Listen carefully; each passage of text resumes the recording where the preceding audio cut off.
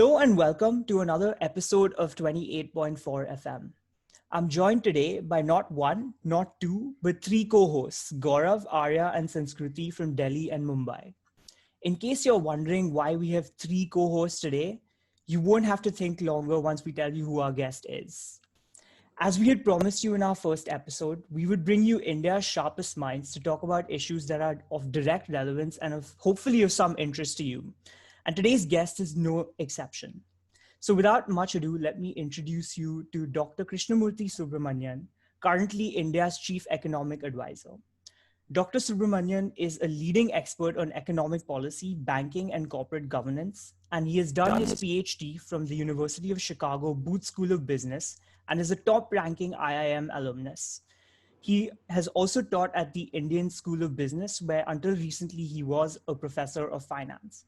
Dr. Subramanian, thank you so much for joining us today. We are really excited to talk to you. My pleasure, Abhishek, Arya, Sanskruti, and Gaurav. As I've said earlier, it's a pleasure interacting with such, young and bright people. We are hoping to cover a lot of ground today, from India's current economy to, questions about your journey to your current position. And we're hoping to keep it as conversational as possible and have, the chance to interact with you because we really do value your presence here. So I'm going to hand over to Sanskruti, who has a few questions on your career path so far and, your views on policy and governance. I'd like to firstly ask you a very fundamental question, and something that's taking rounds across the country is the JEE and NEET examination. Something that you have also given and something that you've briefly spoken about and being so heartbroken because of your CBSE board exam marks, but that didn't let you down. So I would like to ask you about the JEE mains and the NEET examination, and what would you like to tell the students that you are giving this examination across this, like the global pandemic right now? The first thing I would say is for every student, no examination is the be all and end all. I think that's the most important thing to remember. Life is much bigger than any examination.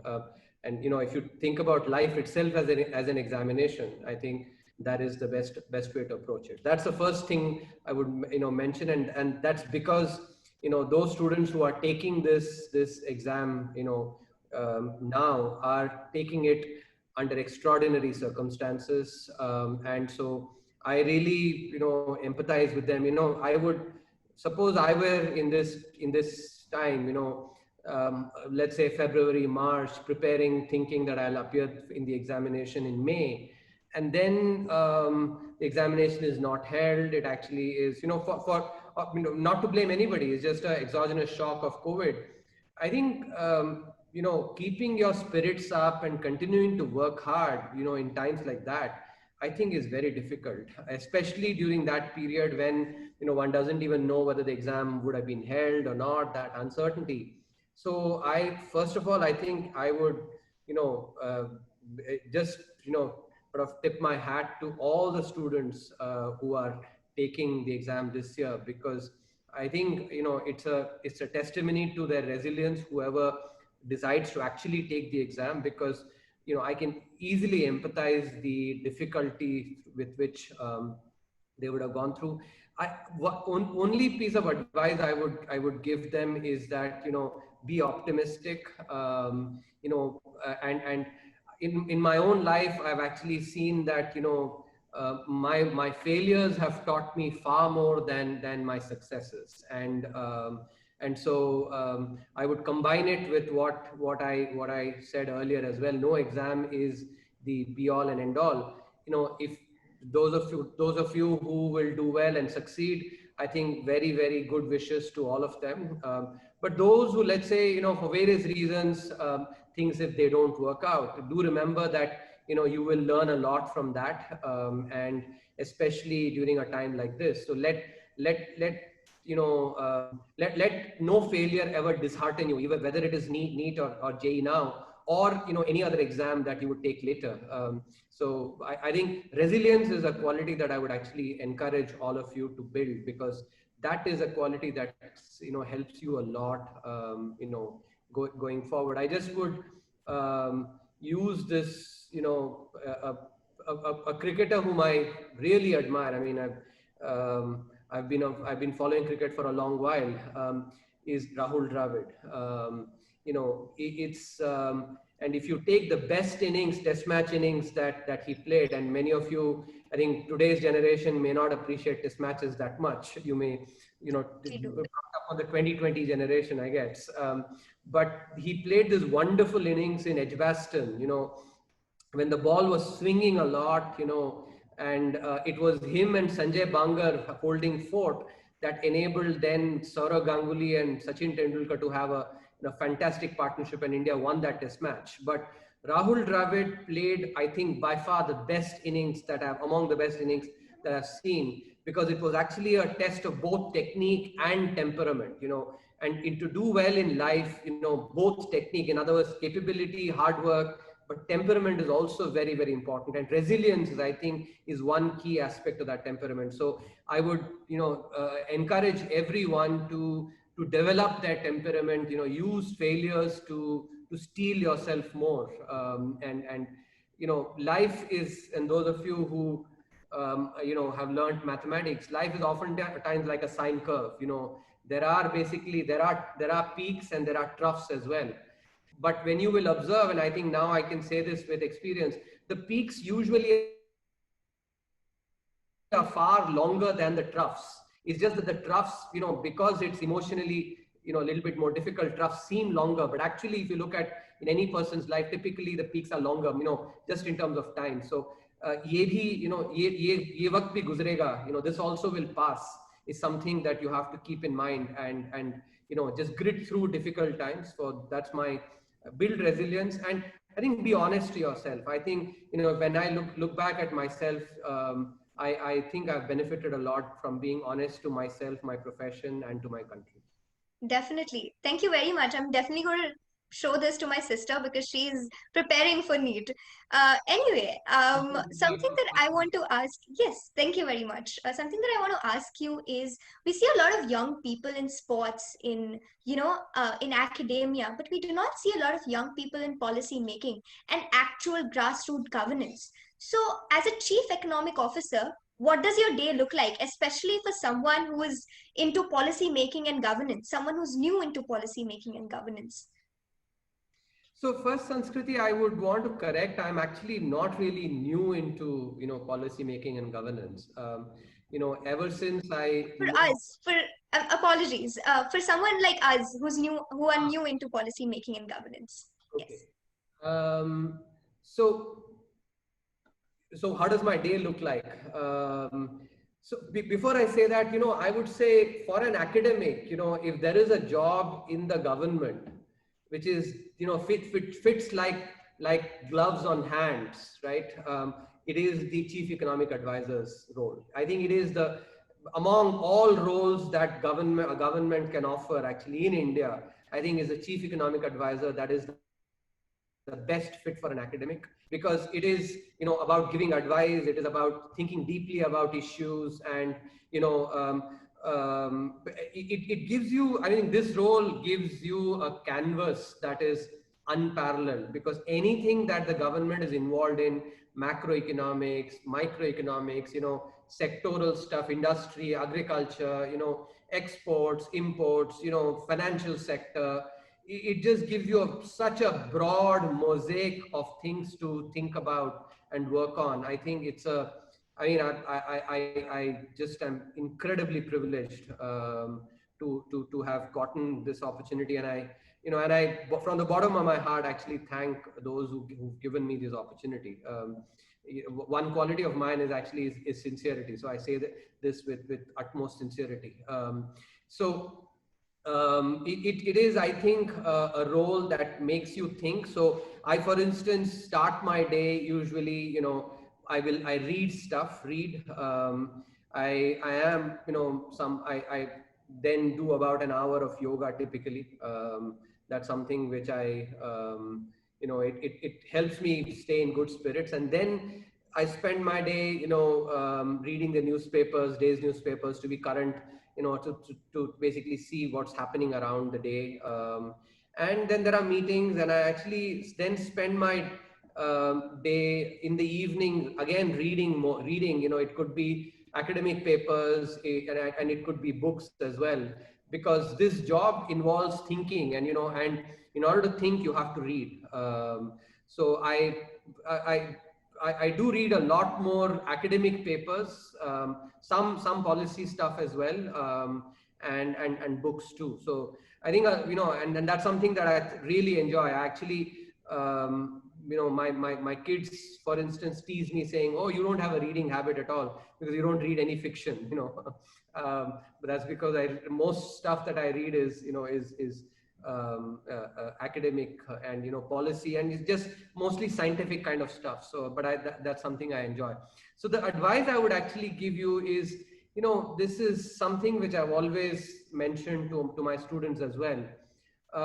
It's not just for policy making, but a broader piece of advice. Make a 2x2 matrix. Those of you who want to actually, what is the stuff that you want to do in life? On one dimension, you have what you enjoy. On the second dimension, you have what you're good at.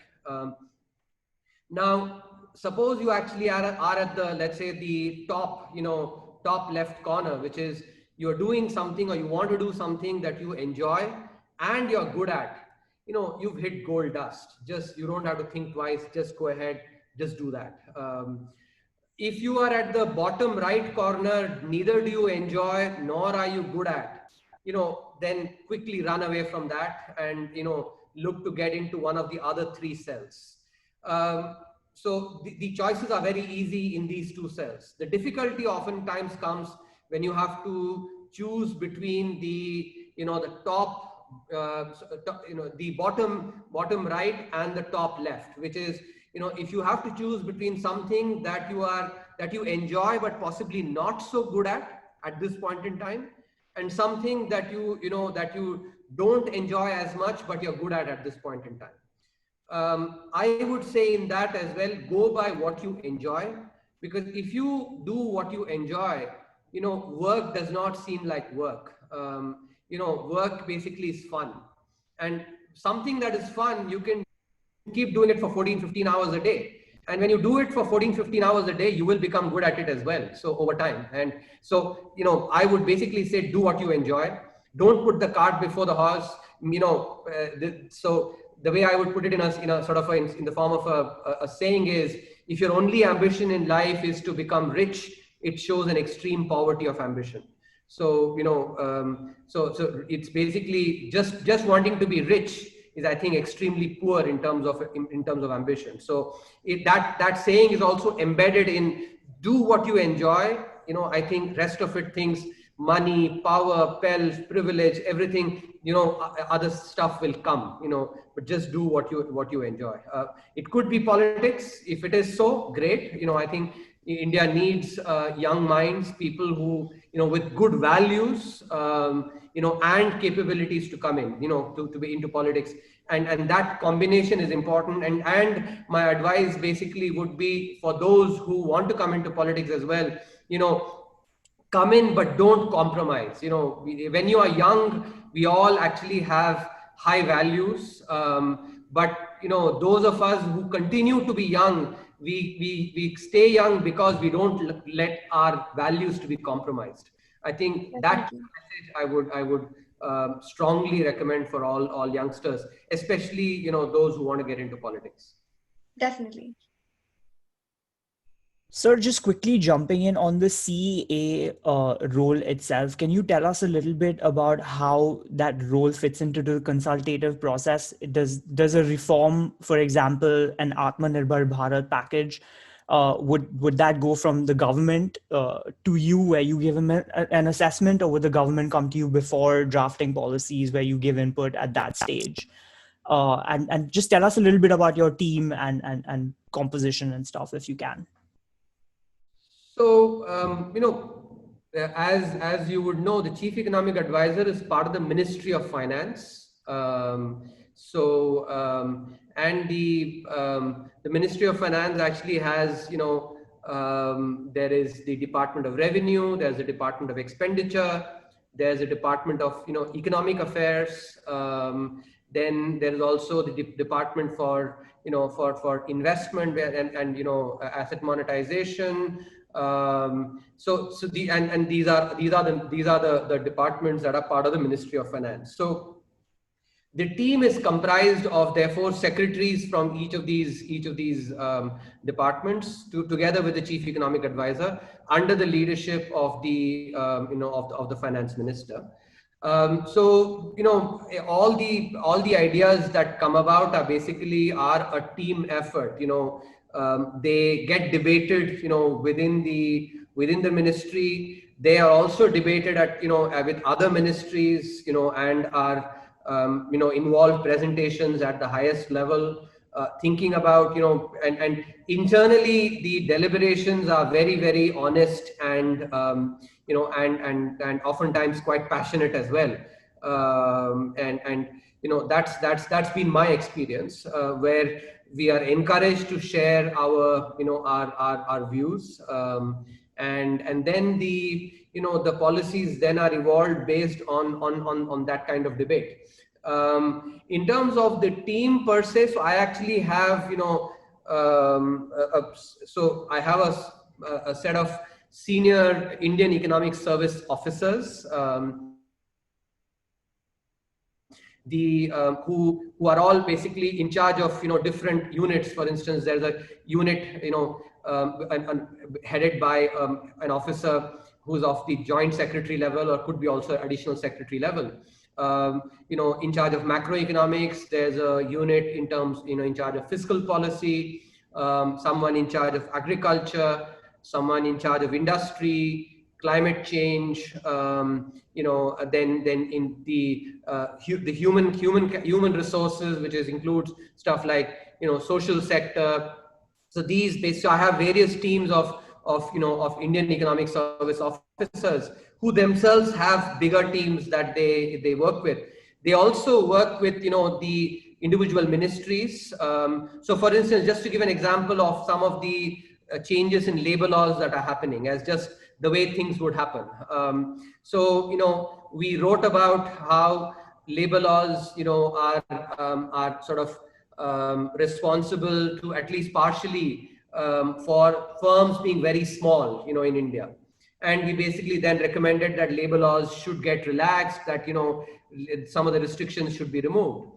So this involved actually our ministry together with the Ministry of Labor discussing these things, and then in implementation of this, now many states are implementing it, and the center is also implementing it. So the Ministry of Finance works closely with the Ministry of Labor in coming up with this. So it's actually a sort of a synergistic exercise. And I look at the Chief Economic Advisor's office and again I'll use a parallel. Harsha Bhogle, as you all know, is a very famous cricket commentator. Harsha Bhogle used to say that his role in the commentary box was to make Sunil Gavaskar look better. And so I actually view the Chief Economic Advisor also as similar to Harsha Bhogle, to make basically the Sunil Gavaskars look better, because they are the ones who are finally going and implementing, and they are the ones who are actually batting. That definitely serves as an analogy to whatever you said. But I would like to ask you something about like your appointment is indirect. But what about public opinion and public participation in the policy making process? So how much of weightage is given to the marginalized section, to the migrant workers, to like the minorities? So does that also weigh into your policy making and your actual implementation of the policy? Of course, very much. Before I answer that question, firstly, let's understand, I'm sure you've learned this, in the democracy, right? In a democracy, it's people's representation through which the members of parliament or the members of legislative assemblies that are elected and they are elected based on, a certain agenda that they lay before the public. If the public, one, likes the agenda, and second, believes that, this particular person is likely to implement the agenda, based on that, then he or she gets elected. And there's a lot of research in political science also, which shows that on average, voters look at basically the agenda and the credibility of the agenda and the credibility of the candidate itself. Of course, there are distortions in every democracy, but on average, this is what basically gets, the particular, member of the parliament or legislative assembly getting elected. The parties also have an agenda that they lay out through their, campaign document, right? So in that sense, now of course, your question is, once a government is elected for 5 years, let's say, right, in between, how does public opinion, get factored in? I think now, in the age of social media, this has become, quite pronounced, because things come out very quickly. And in fact, if you see, many of our leaders are very active on social media, and they do take the opinions. And so and we, for instance, internally, we also look at what's going on and incorporate that into our policy making. To give you, on the specific issue that you raised about migrant labor, think about, why is it that some of the difficulties that manifested, why did they happen? Because of some vulnerabilities that the migrant labor faces. One of them is the fact that there isn't portability of the public distribution system. So if you are, let's say, a laborer, who lives in Bihar and has, come to Bombay to work, then if you are in Bihar, you can access the public distribution system. You can get rice, wheat, cereals, etc., and maybe even pulses, sugar, and so your essentials are taken care of. But when you are, in Bombay, because your ration card is has Bihar in it, you can't go and access it. Now, when you face the prospect, let's say, of face the prospect of a lockdown, and your essentials possibly getting affected, then you would think that, being back in Bihar is better because of that vulnerability. And now, so what the government is therefore doing is working on one nation, one ration card, which is primarily intended for migrant labor, to reduce their vulnerabilities.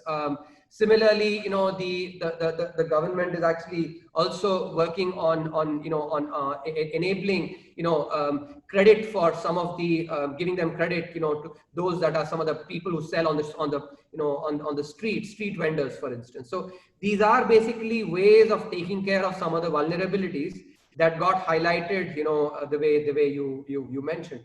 So, and at the same time, there are also, for instance, there are grievances that come, and those get forwarded to us, and we look at that, and that's how the mechanism is also, for feedback is incorporated. Sir, before we move on from the CEA's functions itself, one of the key functions of the CEA is to present the Indian Economic Survey before the budget is released, which I think is a wonderful document because it really sort of gives an indication of how you're viewing the economy, the key risks and opportunities, and what's gone on in the past year. Since you mentioned the migrant labor sort of crisis that happened in earlier this year, your predecessor in one of his economic surveys actually tried to estimate the number of migrant laborers, which was one of the first sort of comprehensive efforts to do so. Can you just tell us on your sort of philosophy of the Indian Economic Survey, who your target audience is, and sort of how that comes together? So, firstly, I think, that's the best part of the CEA role, which is, not only, so the economic survey comes in 2 volumes, Right. which is, the second volume is a survey of what has happened. But, in the last 5 years, both under my predecessor and currently, volume one has basically is the outlet where, very careful research is brought on the policy options and what, should basically get done in terms of, the various policy changes. For instance, if you look at many of the reforms that have been announced as part of the Atmanirbhar Bharat package, whether it's labor reforms, whether it is the change in the MSME definition, or the privatization, basically the agenda for privatization. Right. These have come from, the ideas that have been brought in the economic survey based on very careful research. In fact, I think India in that way is actually very unique, where a government document, brings in such high quality research for policy. And that, I think, is the best part of the, of the chief economic advisor's role. So I will give you the example of, the chapter that we wrote on Thalinomics. The reason we wrote that chapter is, when you think about something, as, important as inflation, but when you think about inflation and the difference between nominal quantities and real quantities, which is, and thereby related to this idea of purchasing power. Purchasing power depends on inflation.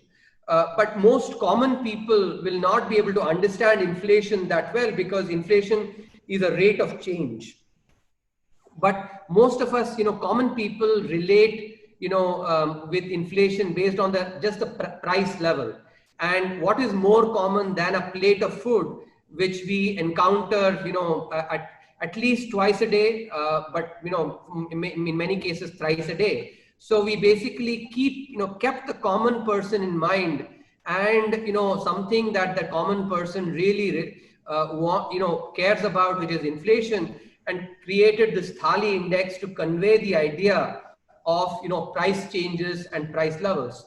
So I'm using this example to convey that, finally, in a democracy, economics has to appeal to the common person, has to be something that the common person should be able to relate with. And so, when I have been, working on the economic surveys, I have been guided by Gandhiji's talisman, which is think about the, the person, the most vulnerable person. And I think it's also, I would say, my own upbringing and my own, background helps me, because I come from very humble background. And so I have actually seen a common person's life, and so I can relate to that very well. So that's something which I keep in mind. But at the same time, what is also important is to make sure that the document, is something that is really useful for policy. And here, what is important is to distinguish between correlation and causality.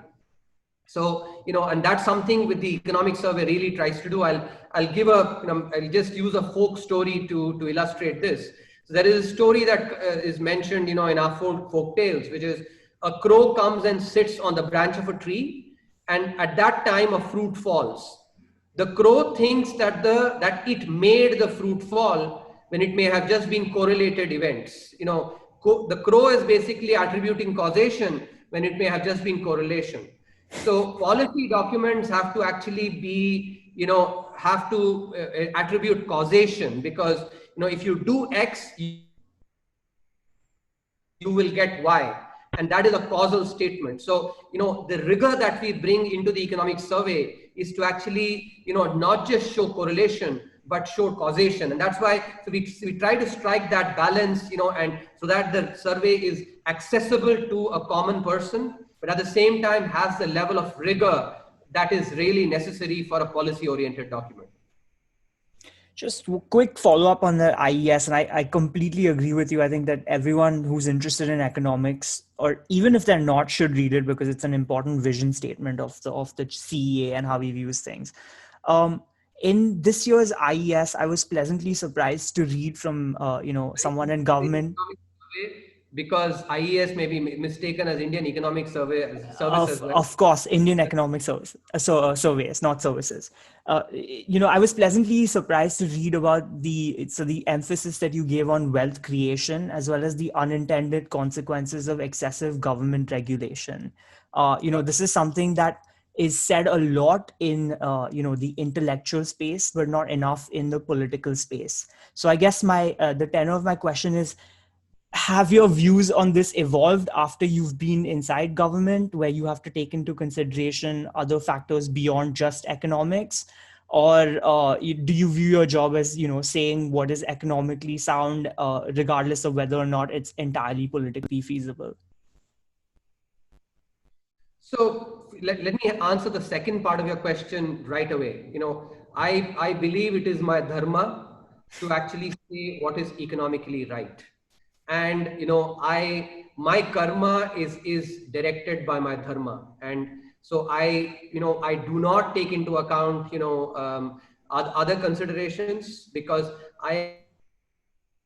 my role is to actually say what is the right thing, and that is what I take that very seriously, and that is internally what I bring about. Now the first part of your question, which is on wealth, on ethical wealth creation. I think Yes.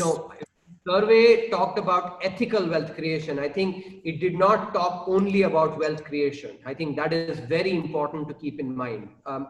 And this is, this idea, of course, has evolved in, the 10 years that I have been in India after having done my PhD. So, of course, I 3/4 of my life has been spent in India. I spent a decade in the United States. But, when I came back, I have seen that, this is true not only in India, but, elsewhere in the world as well, that when you look at sustainable models, when you look at firms that have really, stood the test of time, or, firms that have, sort of become legendary, or even countries, they have done that by focusing on the long run, not just, in a bubble-like manner where you created wealth for, let's say, a short period by, not caring about the process, just thinking about the outcome. And I think, if you can there are many examples that you will read about today, some of them who are basically fighting extradition, in the United Kingdom. So those are the kind of examples of, short-run behavior, myopic behavior. Yeah.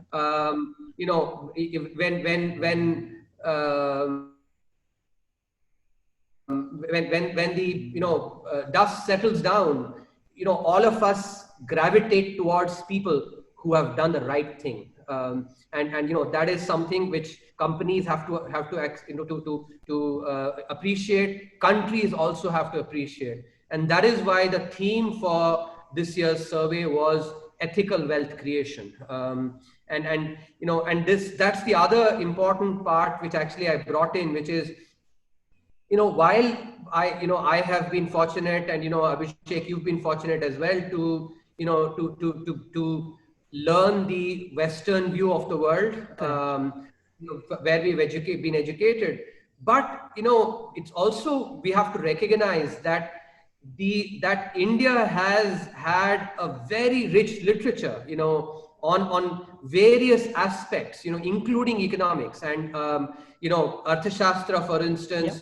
Tirukkural in the south, which they may not have been mathematical models there, but economic ideas were definitely advocated in our literature. And I look at literature as anything that is a printed word. It doesn't include only that stuff that has been written in the in the last 100 years or 150 years. It also includes stuff that has been written over the last 1,000 years.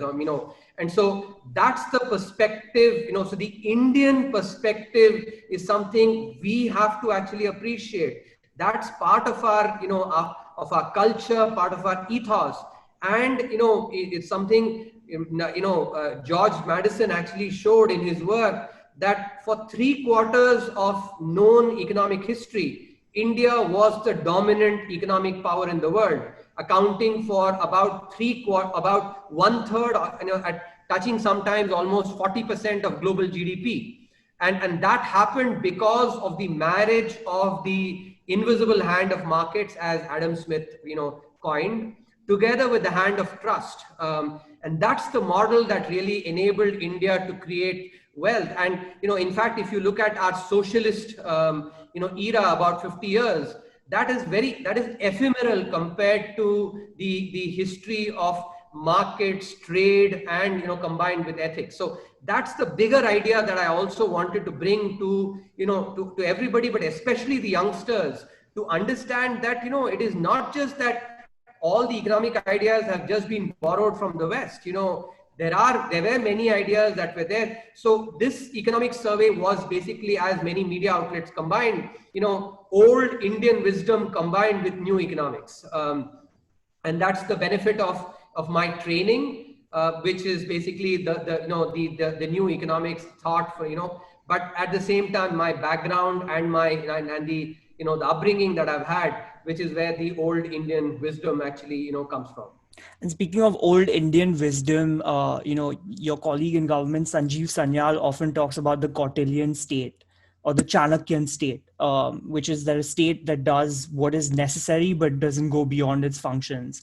A lot of criticism of the Indian sort of system or state, as you call it, would be that we're trying to do too much with not enough resources.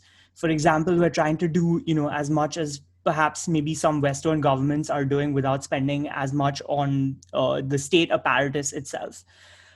Is that a view that you share now that you've been in government, or do you think that by nature of our economic system we sort of need a larger state and we're sort of condemned to be with a larger state regardless?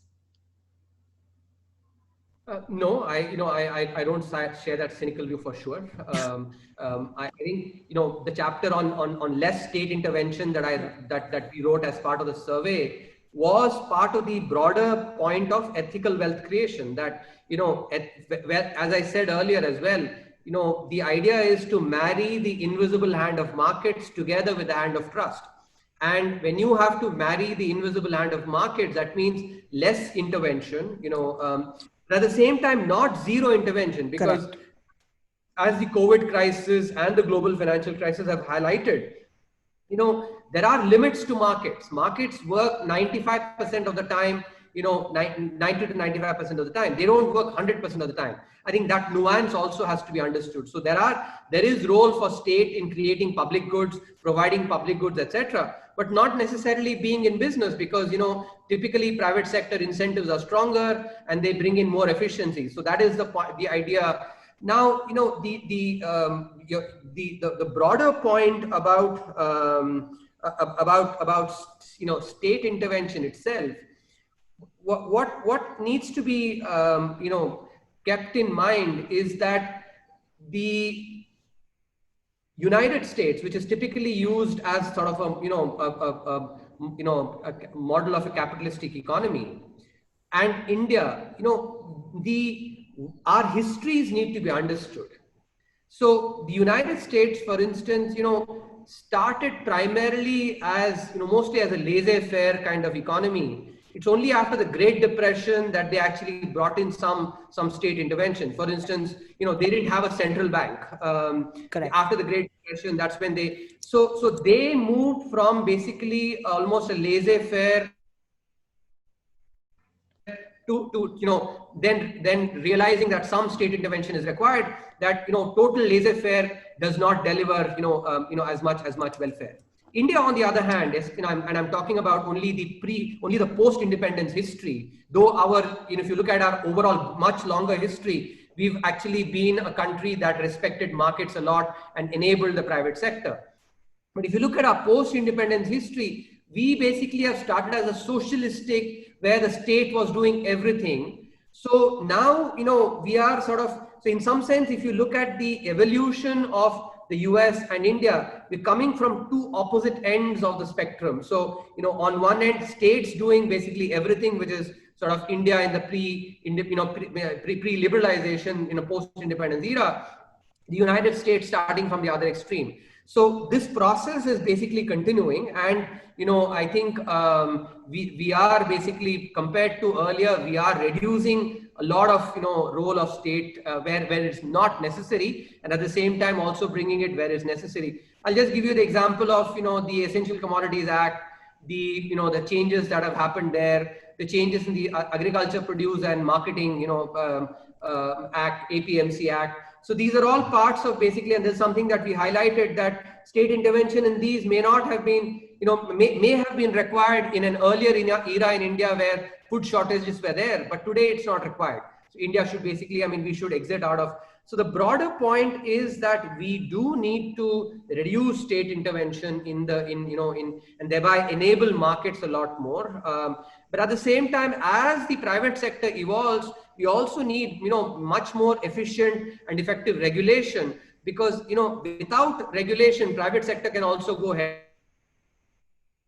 helter-skelter. And I'll just give you, a parallel. Think about a river, well-banked river. When the river has good banks, the water actually flows in a streamlined manner and reaches the fields actually where it's intended and creates prosperity in the form of crops and, but suppose those banks get broken, then the water goes helter-skelter, and actually creates floods and basically creates a lot of destruction. So, in an economy, I think about, effective regulation as that bank that enables private sector activity to flow very well. Similarly, ethics, basically also, the hand of trust, hand of ethics, being married with the hand of invisible, that is like the bank that enables, ethical wealth creation to happen and thereby long-term prosperity. I think that your point on sort of trust is so important. I think trust in the system is very important before you carry out any reforms. And I think that's a great segue into our next question, which has to do with the NPA crisis. Now, you've highlighted this, extensively in the economic survey of last year about the hangover of the NPA crisis and how that's weighing down on both credit growth and investment that are, key drivers of sort of short and medium-term growth in the country. In the same way, we've seen, the Atmanirbhar package sort of supports MSMEs using a lot of credit guarantees. Do you think the failure to resolve the NPA crisis to a meaningful degree before we came into sort of this crisis is going to impact our ability to facilitate credit growth, especially to MSMEs and not the larger sort of corporations who have access to the corporate debt market and financing in other ways? So, Abhishek, I think, the question that you're asking is a very, very important one. I would, answer this by, taking a longer vision of the Indian banking sector. Here I will acknowledge that, yes, the Indian banking sector has, of course, over the last many years has done, good work in India. But now as the 5th largest economy in the world, we have to start benchmarking our banking sector globally. And I will use again, a cricket parallel here. Mahendra Singh Dhoni retired, about a month or so back. The reason all of us appreciate Mahendra Singh Dhoni is because the cricket team that he led, went and won all over the world. They won the IPL, the T20 World Cup in South Africa, the Champions Trophy in England. They won, the World Cup in India. So it's a team that acknowledged itself through its performances across the world. Contrast that to the team that that we had in the 1990s. None of you would have actually seen that team, but I have experienced with that cricket team. They were basically tigers at home, but were lambs abroad. And I used to really get very, very upset with that cricket team. The Indian banking sector today is like that 1990s cricket team, which actually is possibly can pride itself on doing stuff at the Indian level, but when benchmarked against the global banking sector, it's puny. For instance, if you take the global top 100 banks in the, the top 100 banks globally, India has one bank in the global top 100, and that's a 55th ranked State Bank of India. This is for an economy that is 5th largest in the world. If our banking sector was as large as the size of the economy, we should have had 6 banks in the global top 100. If you look at any economy that has, that has grown, and has become a dominant economy, it is because of the support of the banking sector. The United States is a very good example, but take China and Japan. In the heyday when Japan was growing, very fast, almost 18 of the top 25, banks in the world were Japanese. Today, if you take, there are 12 banks that are Chinese that are, in the top 100. I think 12 or 18, but very large number.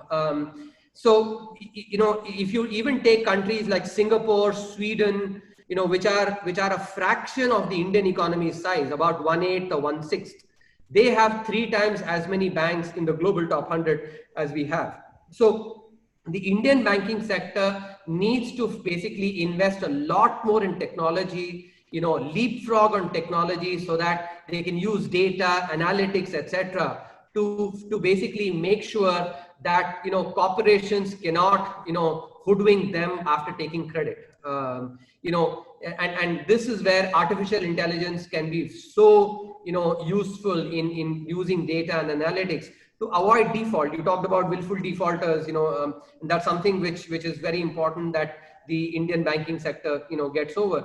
I'll use this part, again, I'll give, an example from sport, this time from chess.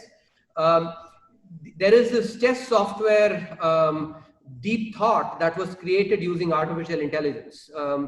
This software ended up defeating the highest ELO rated player ever in the world, Garry Kasparov. And the software was not even taught the rules of chess. It was just, fed the games.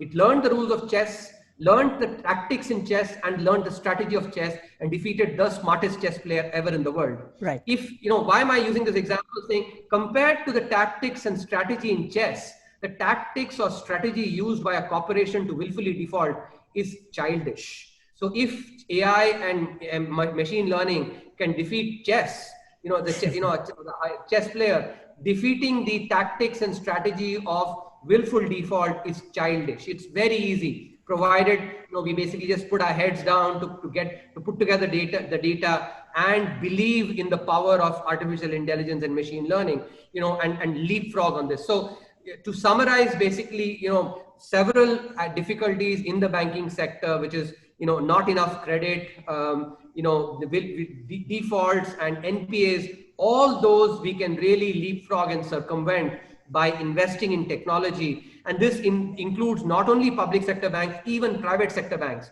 Those private sector banks that have actually invested in, in data analytics have primarily done so only for retail credit to people like you and me, for a maybe a home loan or a car loan, etc. But not in, the large credit that is given to corporations. Our private sector banks also need to actually use far more technology and data and analytics to actually figure out models for corporate lending. And the 1,000 crore loans, ensuring that those don't default. So this is a huge opportunity for the banking sector, and that's something that they should actually really avail. Sir, just before our next question, we have a lot of follow-ups, but I want to be mindful of your time. Do you have sort of a hard stop? Maybe a couple of questions, and then. Okay, sure. So let me hand over to then Arya and Gaurav to finish up. So we are in the midst of something unprecedented. And as you have stated earlier, it is a once in a lifetime kind of event. So sir, my question is, as we navigate the COVID-19 pandemic and the surrounding health and economic crisis, what are some of the green shoots and opportunities you can see that suggest towards a V-shaped economic recovery that can stimulate demand and consumer confidence, most importantly? So Gaurav, I actually wrote a piece in the Indian Express on Tuesday, on this, where we showed several high frequency indicators. My office monitors about 60 high frequency indicators on a weekly basis. And for instance, if you look at the e-way bills in the month of August of this year are at almost 98% of the level last year. If you look at the railway freight, and freight is actually, because it involves transport, is a good indicator of how the economy is doing. Railway freight in the month of July of 2020 of this year was at 95% of the level last year. In August, it's 106%. It's 6% higher. Similarly, if you look at cement production, steel production, you look at power consumption. If you look at the a few more high frequency indicators that we actually highlighted in the, I think, if you look at the foreign portfolio investment that is coming in, the FDI that's coming in, many of these indicators, they clearly point to the fact that there was a sharp decline in the, because of the lockdown. So in the first quarter, sharp decline, and then now there is a recovery that is happening. Some of these indicators have come back to about 80, 87, 89, 90% of the pre-COVID levels. So there is a recovery, but I'm not saying that they're actually back to 100%, but many of them are back to almost 90, 95%. Another thing, for instance, look at the digital economy. If you look at retail financial transactions, for instance, retail financial transactions, in the month of August were double that of what it was last year. So, you were talking about green shoots and the opportunities. So the digital economy is something that is really emerging as a big, opportunity in the current environment. Similarly, exports, as consumption in some of the, other economies in the globe is increasing, exports actually have a good opportunity to pick up. Similarly, some of the sectors that, firms firms and sectors that are looking to move away from China. These are, very important, sectors that are really, really opportunities. I will again mention, I think, the banking sector as a big opportunity. Given the emergence of the digital economy, our banking sectors and our banks have to figure out lending based on just cash flows. Traditionally, if you look at the way loans have been given by banks, they've been given based on some asset. It could be your, let's say you give your house as a mortgage, or you basically give your factory, or maybe car, just based on assets as mortgage. But, given the emergence of the digital economy and India being a very, service-oriented economy, our banks have to figure out, cash flow-based lending. And here's where technology, data, digital economy is a big opportunity that the COVID really presents. So these are extraordinary times, but as they say, necessity is the mother of invention, and indeed, that is happening. So following up on the last part, sir, in the light of the pandemic and the subsequent disruption to the global supply chain, we have seen some major manufacturing giants shift their production hubs from China to other countries. Do you think what role should the government and citizens collectively play to make India an export-driven superpower, especially at a time when nations are becoming increasingly inward-looking? So this is something which, Gaurav, we wrote very clearly about, in the chapter on exports, so on network products. See, if you look at the Chinese export performance versus the Indian export performance, one thing that stands out very clearly is that we in India have not, focused on some specific sectors and really poured all our energies into that. We've been sort of all over the place. The Chinese, on the other hand, picked labor-intensive sectors and really directed their energies into those sectors. So if you, and this is, economically, this is called the impact of specialization versus diversification. So India has been very, very diversified in terms of the product categories that it has focused on in exports. So we've just been sort of all over the place. China, on the other hand, has been very specialized. So first thing we basically need to be doing is, we should focus on a few sectors.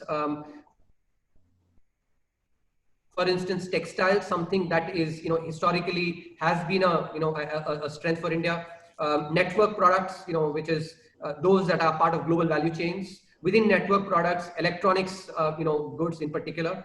I would, then the medical equipment, which is emerging as a big, opportunity now post-COVID, and the automobile sector as well. So these are the kind of sectors that we should be focusing on. And I will, one of the other key ideas that we have to, keep in mind when thinking about exports is the fact that, in any industry, the going up the sort of the value chain happens in a gradual manner, which is, in any sector, companies start by first assembling, importing components, assembling them and exporting, and then they integrate backwards, manufacturing the components, ancillaries, all that. And the automobile sector is a very good example of that in India. Back in the 70s, Maruti was basically importing components, from Suzuki, assembling that and selling it in India.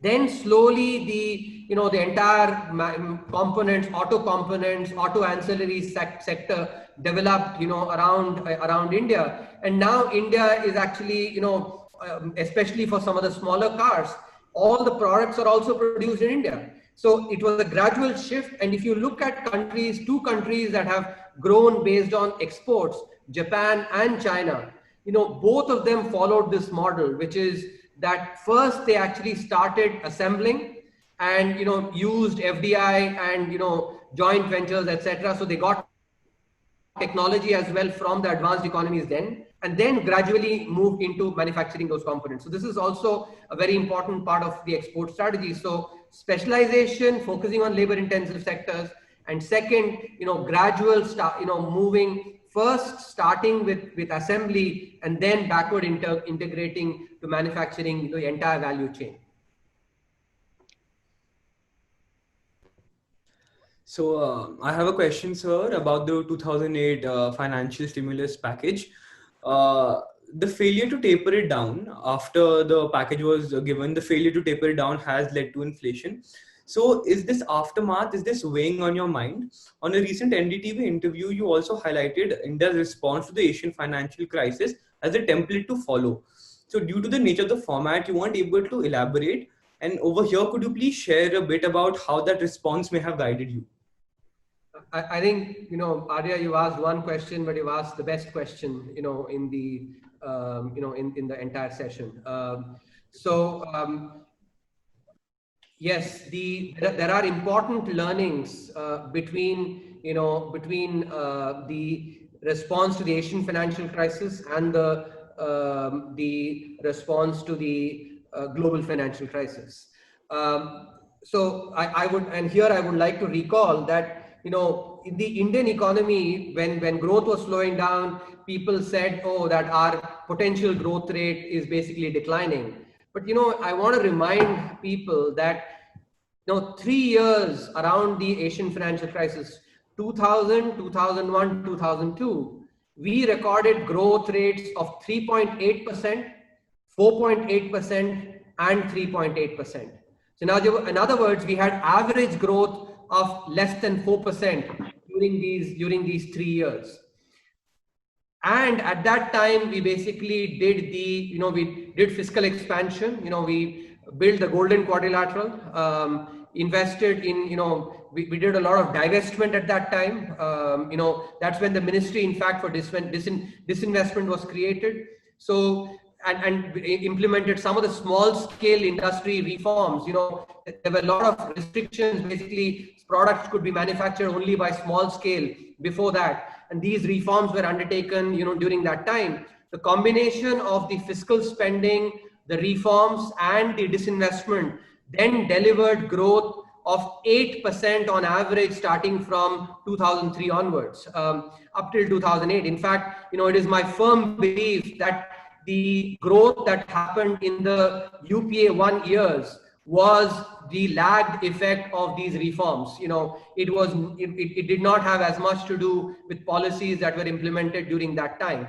And this is true because in any economy, the measures that are taken, the effect of policy measures, the effects of those are felt with significant lags. And especially when it's reforms, the lags are long, and that's why I actually firmly believe that the growth that happened in UPA 1 was because of the measures taken during this time. Now, let me contrast this with basically what happened after the global financial crisis, where while we did the spending, we did not, firstly, the quality of the spending was very poor. For instance, a large part of that money was for, good part of it was for a debt waiver program, which really, ended up going in the hands of large farmers, those that did not deserve it all. And we did not do any reforms at all. Together with that, we also combined it with very poor lending, telephone banking, etc. So on the one hand, we basically ended up spending money and doing very poor quality investment. At the same time, we didn't have any structural reforms, and we did not have, we basically then, really sowed the seeds for the entire NPA crisis. And, this is important because typical corporate loans are 5-6 years in duration. So the bad loans that were given around that time, basically came back as NPAs, etc. 6-8 years later. So that's something that is really important to. So this is around starting from 2008 to about 2013. The loans, bad loans, that's what ended up affecting the quality of investment. So there are important lessons. Therefore, we should be following what we did during the Asian financial crisis and avoid what we did in the in the global financial crisis. Apart from the fact that the stimulus was not withdrawn, the bigger problem was that the stimulus was not well directed. It was not, it did not go into good capital spending. The spending in the Asian financial crisis was most capital spending, for instance, the golden quadrilateral. In contrast, the 2008 crisis, the spending was mostly revenue spending and no reforms, and there was also, the bad lending created the NPA crisis. All of them together, therefore, created the taper tantrum in 2013. So there are important lessons to, while we had 8.5-9% growth after when the measures were implemented well, we had basically the taper tantrum when the measures were not implemented. So it's like, black and white, very good lessons to be learned there. Thank you for that response, sir. Very comprehensive. I would like to ask another question. The United States has been putting money into the hands of people. Donald Trump signed off on a $2 trillion package, giving sums of up to $1,200 directly into the hands of the people. Now, there is a view in India that the government needs to do this. The government needs to put money into the hands of the people during the pandemic. So what is your view on this supplementary income? And do you believe we have the fiscal resources for the same? So firstly, let's keep the fiscal part, because I think in times like this, it's far more important to basically think about what is necessary. First distinction to make between United States and India. United States does not have a public distribution system. So, they therefore have to basically send checks. People cannot go and take cereals or, sugar, pulses, etc. from the public distribution system. India has also done a lot of transfers. In fact, the entitlements were increased significantly. It was not done through cash, but it was done through kind, which is as important to keep in mind. So, that's point number one. Point number two, there were cash transfers that were also given to the vulnerable sections. But what is, when you look at the data, what happened is that, during the time of the lockdown, if you look at the PMJDY balances, PMJDY is the Pradhan Mantri Jan Dhan Yojana. These are bank accounts for the poor, 40 crore accounts actually at the bottom of the pyramid. I was observing that the deposits in these accounts, very closely during the time of the lockdown. During the time of the lockdown, the balances increased by about 20,000 crores, in these 40 crore accounts, which means what? On average, the balances increased by 500 rupees. Now, this is a section that typically spends almost 100% of their earnings because their propensity to consume, something that the term that we economists use, if they earn 100 rupees, they're most likely to spend the entire 100 rupees.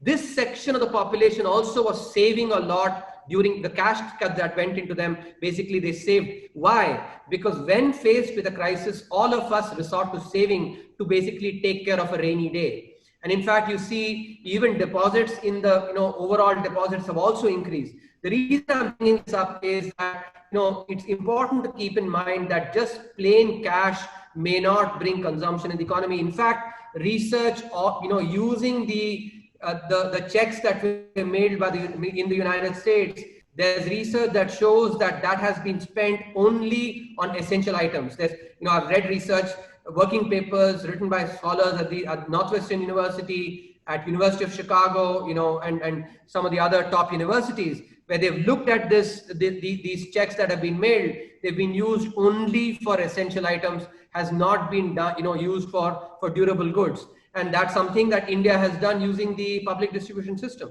So I think it is important to actually keep in mind that the stimulus has to be thought through carefully, and it has to have an element of employment also in it.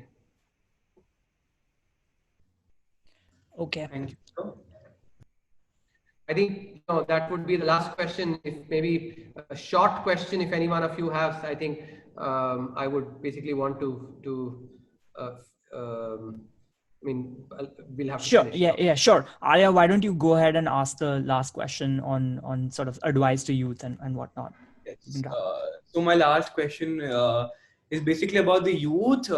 So many people in India, the youth in India, especially nowadays, are encouraged to go into a STEM education. Everybody says, go into a STEM field, do computer science, it's an emerging field.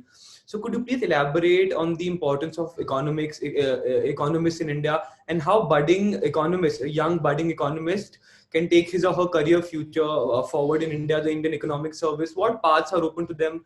And if you could end with a little piece of advice for our viewers.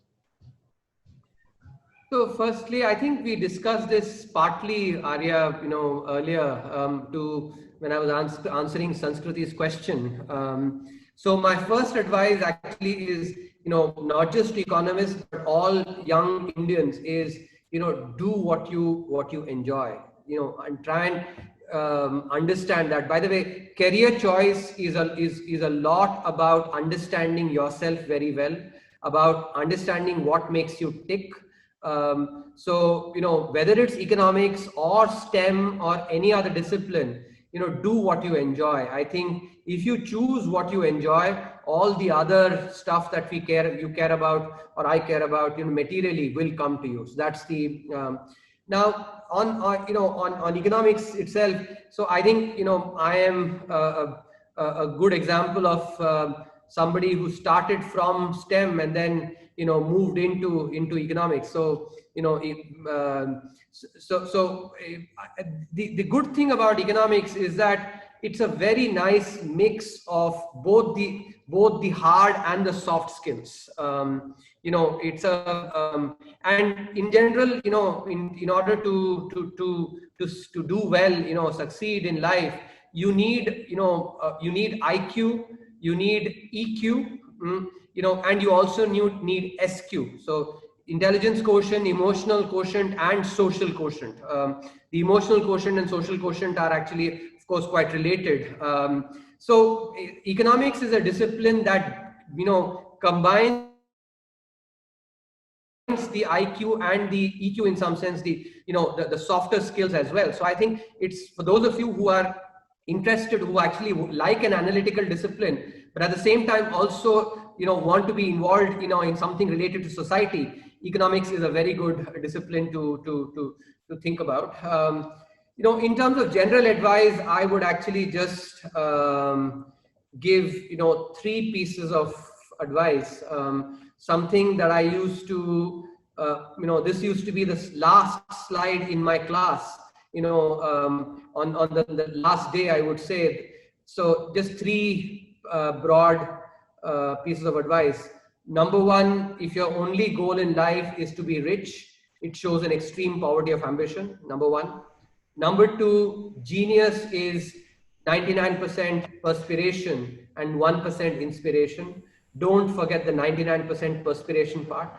And last but not the least, I would say, and especially I think in times like this, this has gotten highlighted, is that all of us in life, we juggle many different balls,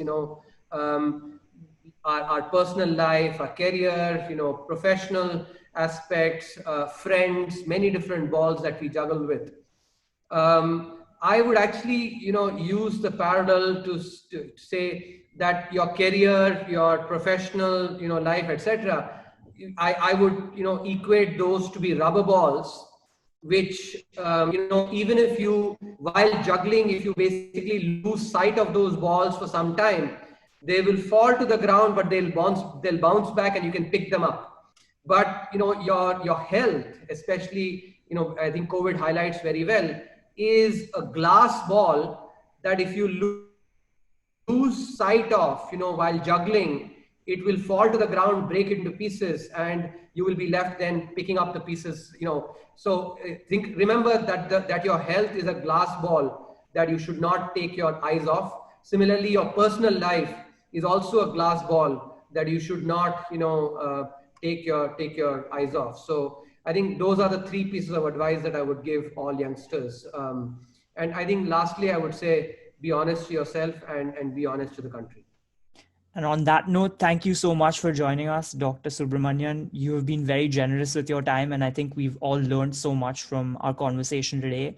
We're wishing you the best, and you're in our thoughts. Thank you so much, sir. Thank you so much, sir. Thank you. It was more like a lecture to us than an interview. So thank you so much. It was just like us sitting in a virtual lecture, like we are doing right And now. absorbing, really. Yes. The most interesting lecture I've ever had. We hope you'll come back in the future. I would love to. Thank you. Thank you. Thank you so much.